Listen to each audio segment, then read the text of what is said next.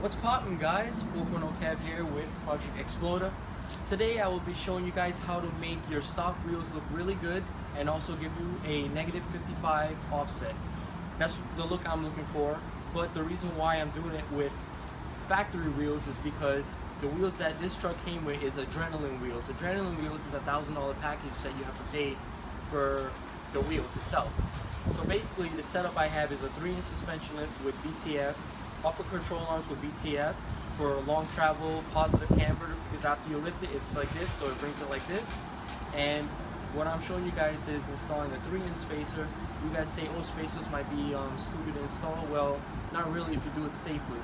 One, the safest way to do it is check all your bearings and suspension components. 2, torque down the lugs from inside of the spacer. 3, torque down the outside lugs on the wheel itself.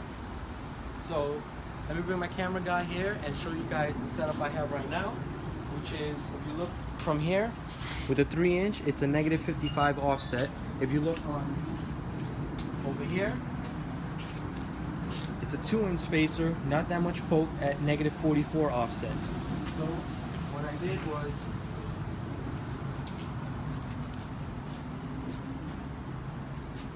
remove the 2-inch spacer I had, which is a 35 millimeter, and upgrade it to a 75 millimeter 3-inch spacer. So basically a +4 offset to a negative 55 offset. So that's how it looks from here. As you can see, it looks really good with that negative 55 offset. And now I'm going to show you guys on the other side, which they're not done, they're still at negative 44 offset, how to install wheel spacers safely.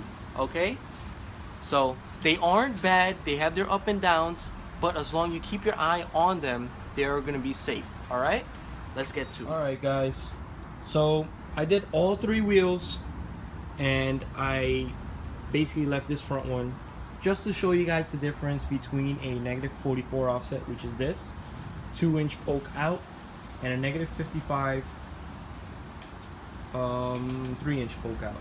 So I'm going to show you guys the right way to do it and the wrong way to do it. The wrong way would be just using your impact gun and tightening all the lug nuts on the hub, tightening the lug nuts from the wheel to the spacer without torque wrenching them.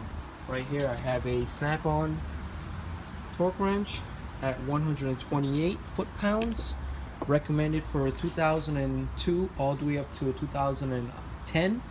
Ford Explorer is 110 foot-pounds, but I do a 128 just to be safe. And while I do it, I hit the impact all the way in a star pattern, and then in a circular pattern I use the torque wrench just to make sure I get all, and then I do a star pattern to make sure they're all torqued to the right specs. And so I'm gonna show you guys well, not really show you guys are gonna visually see it, and I'm not gonna say anything, you're just gonna watch, so enjoy, guys.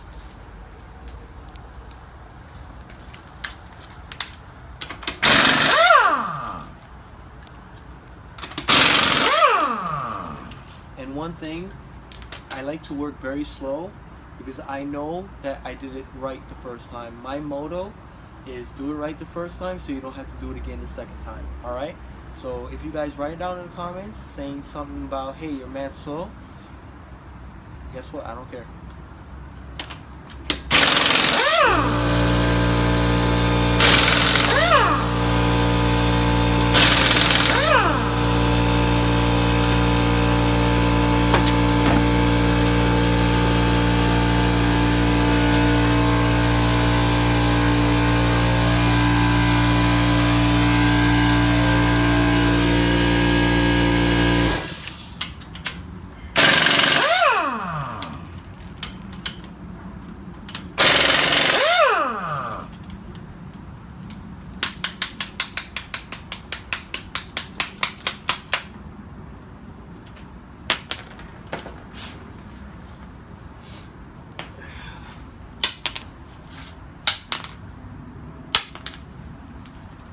If you own a Ford, yeah, they get stuff in there.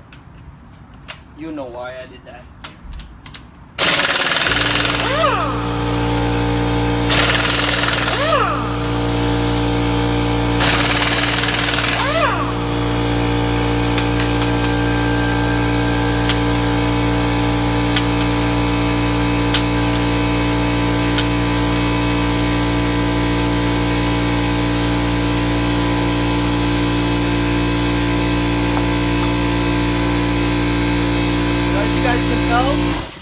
spacer, 3-inch spacer. 35 millimeter, 75 millimeter. Look at the difference.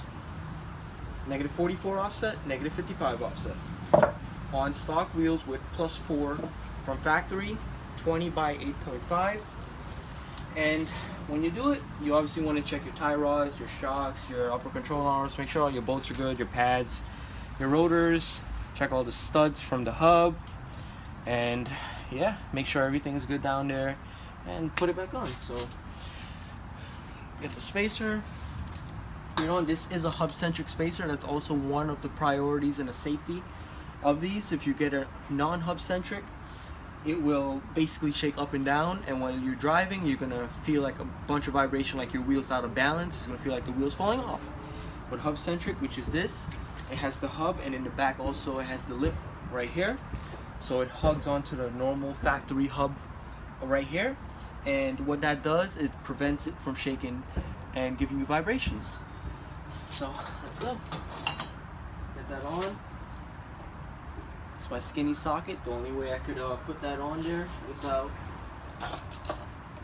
getting it stuck.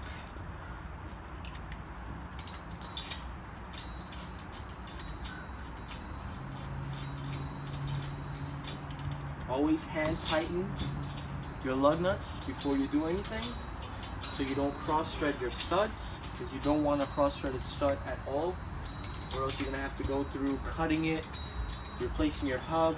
And the hub on these Explorers or any independent suspension vehicle has bearings on them, and they're pretty expensive if you ask me. Yeah, I'm running spacers, and I'm worried about the price or replacement of bearings. Well, yeah. As you can tell, this is why I'm doing a hand tight, because I'm having issues right now. There we go. So now you know that's there. Put the last one in.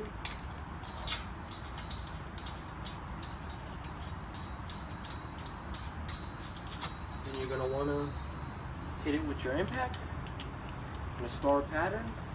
The way I'm doing it is the way I want to do it. The way you do it is the way you do it. Everybody has the different techniques.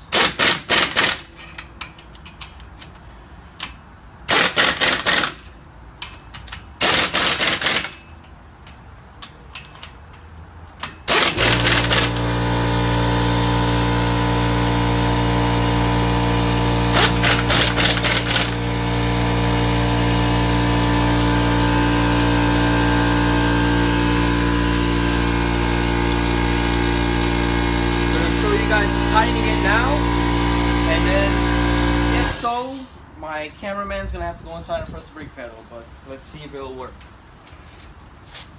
Yep. Alright, I'm gonna pause the video, put the camera down, and then my cameraman's gonna go inside. Alright guys, so my cameraman's holding the brakes, and what I'm doing is torquing.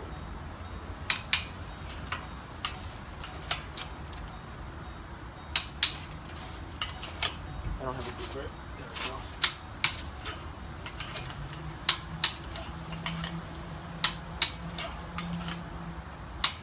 Now let's go into start pattern.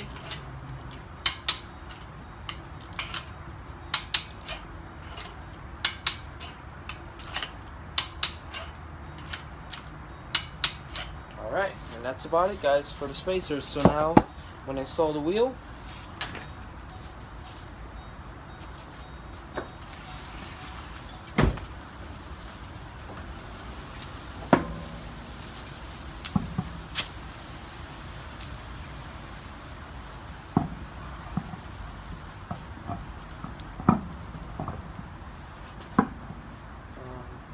lugs.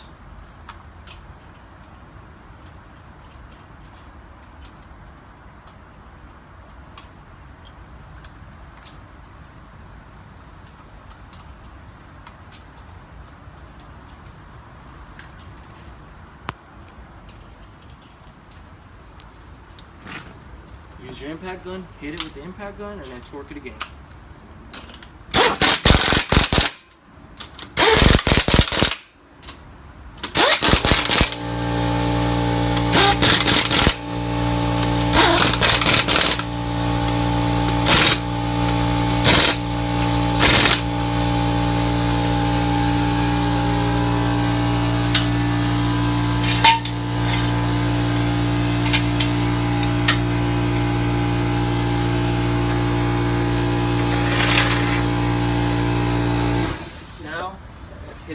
the torque wrench. Same thing, circular pattern and star pattern.